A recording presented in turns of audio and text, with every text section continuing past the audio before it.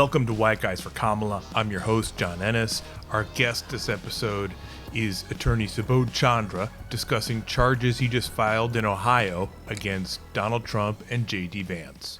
A Haitian group in Ohio has filed a criminal complaint against former President Trump and his running mate, Ohio Senator J.D. Vance. The Haitian Bridge Alliance, a grassroots immigrant advocacy group, filed the complaint for the pair's role in amplifying false claims about Haitian immigrants eating pets. The group is alleging Trump and Vance had a direct impact on Springfield, receiving 33 bomb threats, causing hospitals, schools, universities, and government offices to be evacuated. Individuals and private organizations cannot file criminal charges. However, the group is requesting the court file arrest warrants against Trump and Vance or refer the matter to a district attorney. Subodh, thank you so much for making it today. I really appreciate it. And I know that as an attorney representing this cause for a nonprofit in the middle of an election, that you're making clear that your appearance is a nonpartisan appearance and you're not endorsing any candidate, correct? Correct, at least in my capacity as a representative of the Haitian Bridge Alliance. What can you tell me about what's been happening in Springfield? Well, we represent the Haitian Bridge Alliance, a national nonprofit organization that has been devoted to helping Haitians transition into America and having those communities also be welcoming and accepting.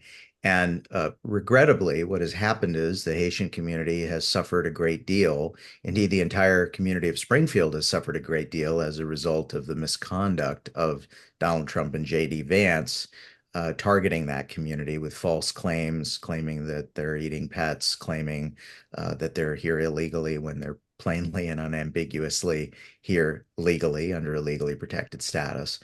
And the harm that they have inflicted has resulted not only in chaos for the Haitian community in Springfield and threats and frightening things happening, but Springfield as a whole, 33 bomb threats, school, colleges and government buildings being evacuated and closed, parents not being able to send their kids to school, festival that was supposed to go forward being canceled, hospitals on lockdown, threats to the mayor and his family.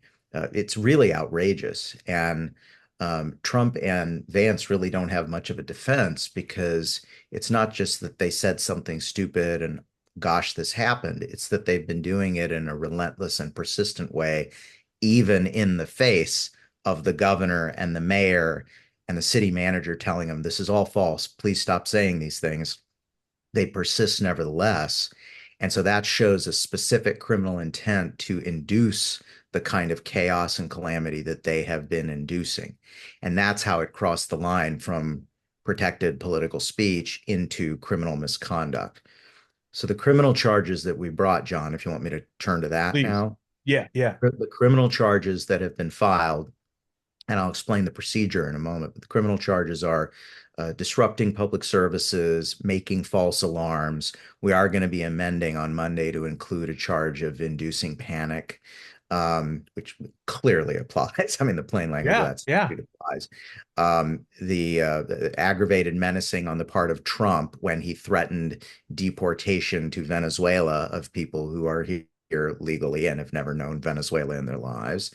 And you'd have to do that through physical force. And a complicity where they're conspiring with each other and inducing otherwise innocent people to act on the disinformation that they're disseminating.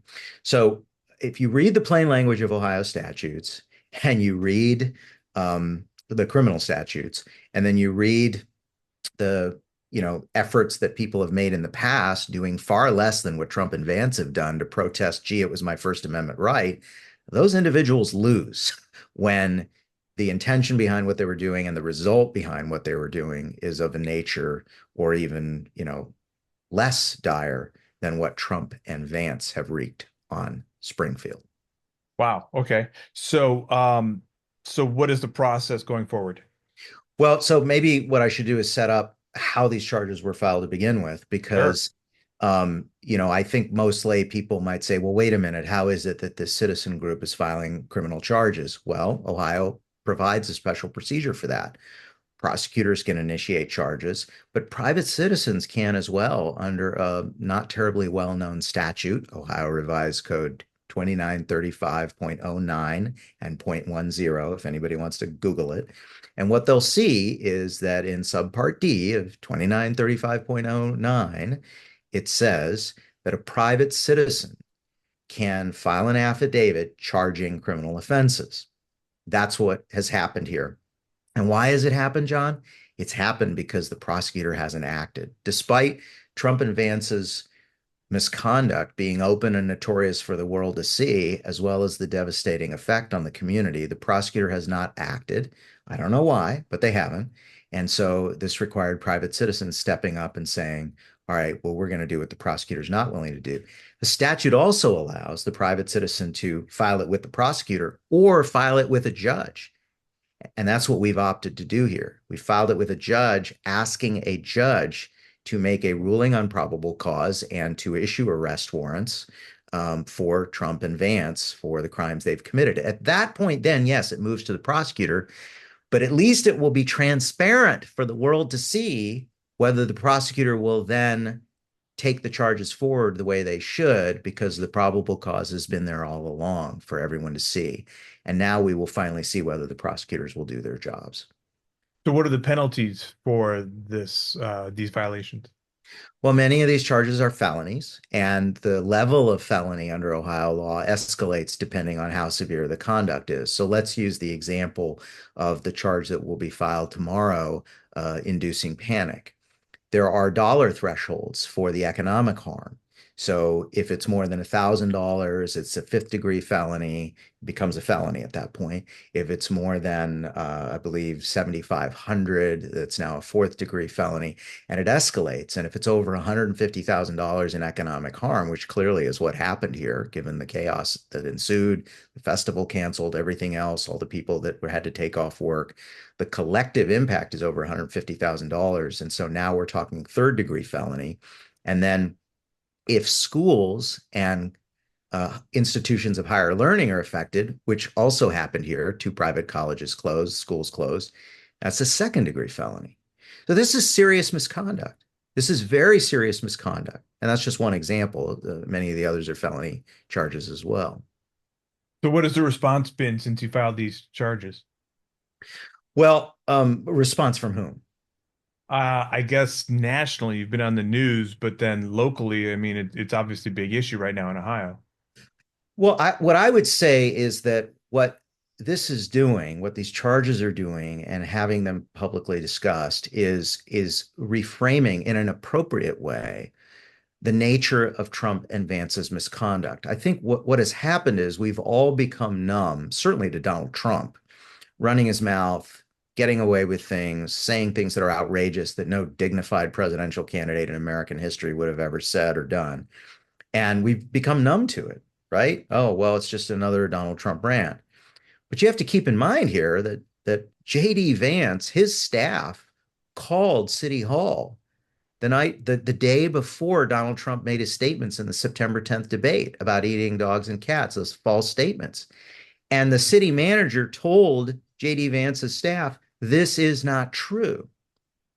So what I would say is that as a result of all of this, when you look at the timeline of events and the persistency and relentlessness of the dissemination of false information, my hope is that what is happening is we're finally having the national dialogue and the dialogue in Ohio we need to have about the nature of their conduct. And what the Haitian Bridge Alliance is alleging in the criminal charges that have been filed, that it is criminal misconduct. And John, to kind of underscore this, I just ask your listeners to just sit back for a minute if they're skeptical about these charges and just ask themselves this question. Let's engage in this thought experiment. If you or I did this, if any of your listeners did this, and I'm not just saying spat off false statements, I'm saying false statements in a manner that's relentless and persistent, even in the face of having the correct information, when you know what the power of your words is, and you see your supporters acting on it, and then you're even told by the governor and the mayor, this is false, please stop doing it. And then you double down, you triple down, you quadruple down, and it has even a more pernicious effect. If any of us had done this, resulting in 33 bomb threats, schools, colleges, and government buildings being closed, threats to the mayor and his family, hospital lockdowns, festivals canceled. If any of us had done this, you can be sure that we would have been criminally charged by now and we'd be sitting in the pokey. Okay? Well, No doubt about it. And so I think we all, regardless of where we are on the political spectrum, regardless of how we feel about free speech, and I'm a passionate First Amendment advocate, as you know, and a First Amendment litigator, we all have to step back and say, if anybody else had done this, would we have said, oh, well, that's just Trump and Vance being them, and that's just, free speech and a political campaign? No, we'd be saying that person should be arrested and charged, of course, because of the effect of their relentless conduct. So, what's the timeline going forward? So what we're looking at now, there's no particular timeline for the court other than the statute does say that arrest warrants shall be issued forthwith. Forthwith means immediately. So I would expect that a good judge will act deliberately to review the information and consider it and think about the law and make a decision quickly and make it a very high priority. So it's hard to say. I mean, we've not heard back from the court about a hearing, which is required if the court is hesitant to issue, the arrest warrants on the papers. And so my hope is that we will see the court approach this deliberately. We're going to amend the charges on Monday, include inducing panic in the charges, provide some additional First Amendment briefing to the court so that the court has the opportunity to consider why this conduct is not First Amendment protected under the First Amendment jurisprudence in Ohio and federally. And so I hope and expect that a good judge will move as quickly as they can. And what kind of resolution do you expect ultimately? Well, I've been practicing law almost 30 years now, or 30 years, and I'll tell you this, I've given up on predicting what judges are going to do. What I will say is that we are right, I believe, on the law. We're right on the facts. There's really no dispute about the facts. We all know what happened and the relentlessness of it. So what I would hope is that if the rule of law is applied to Donald Trump and JD Vance the same way it would be applied to any of the rest of us, then arrest warrants will be issued or a summons at a minimum to appear before the court.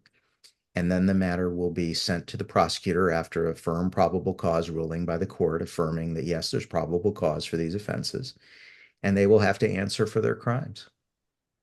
And is there any precedent to anything like this, either in Ohio or elsewhere, against, such high profile figures? I think the scale of the misconduct by Trump and Vance is probably unprecedented in terms of, in Ohio, to my knowledge and memory, in terms of the scale of the impact on a community. I don't know that there's any precedent of high profile figures behaving quite so irresponsibly. But that's really not relevant to the legal analysis, right? So there's no immunity because you're a big shot.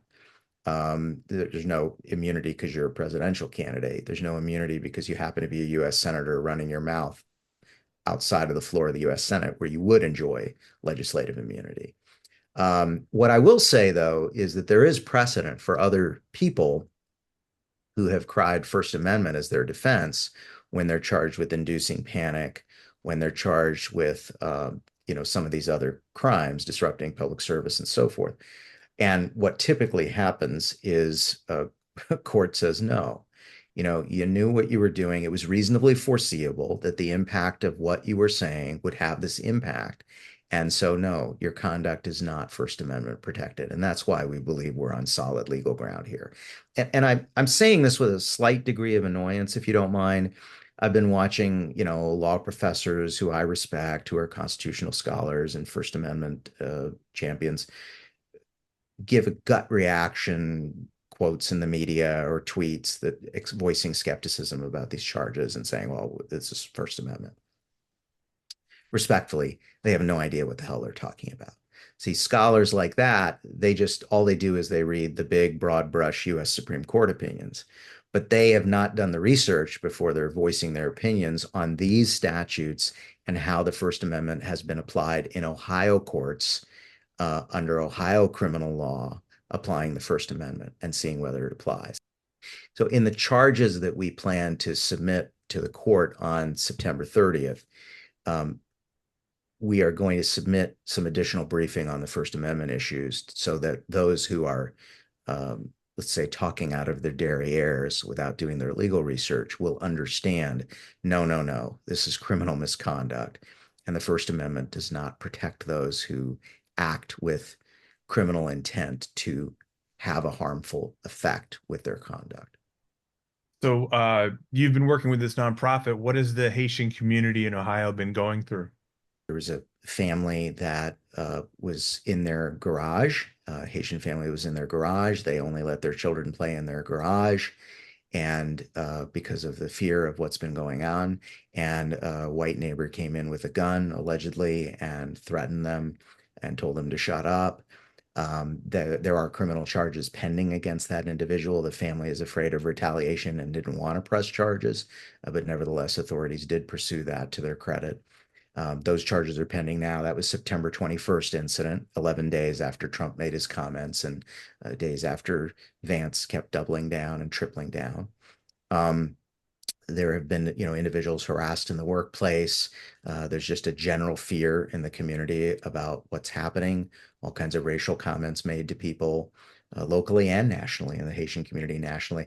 And of course, because racists are idiots and are indiscriminatory in their discriminating, there's a Jamaican restaurant in Missouri that had a white woman come in and scream at them for supposedly being Haitian. And it's just a kind of mass derangement that Trump and Vance seem to provoke in people with their hate mongering. And I would submit they know exactly what they're doing. And do you think that filing these charges will discourage them from continuing to make these false accusations? I will let you be the judge of that as to how much additional criminal misconduct they have engaged in or will engage in since these charges were filed on Wednesday at 8:10 a.m. and then widely publicized. And we will see. We Mhm. will see. It's an interesting thought because if they simmer down, maybe that's an admission. If they don't simmer down, maybe that's aggravation and should be reflected in the ultimate sentence. Mm, okay. So, would you say that Ohio is a tense place right now? No, I would say that the Springfield area certainly is very Okay. tense, and there's probably a great deal of racism that people are experiencing, not just in Ohio, but around the country because of the hate that Donald Trump and JD Vance foment. But I would say my assessment may be a little bit more optimistic than some, which is that I believe that once we have my fellow Ohioans having an appropriate, honest conversation about what actually happened here, what the facts are, what the timeline is, the nature of the falsehoods that even the governor and the mayor have condemned, who are Republicans, by the way.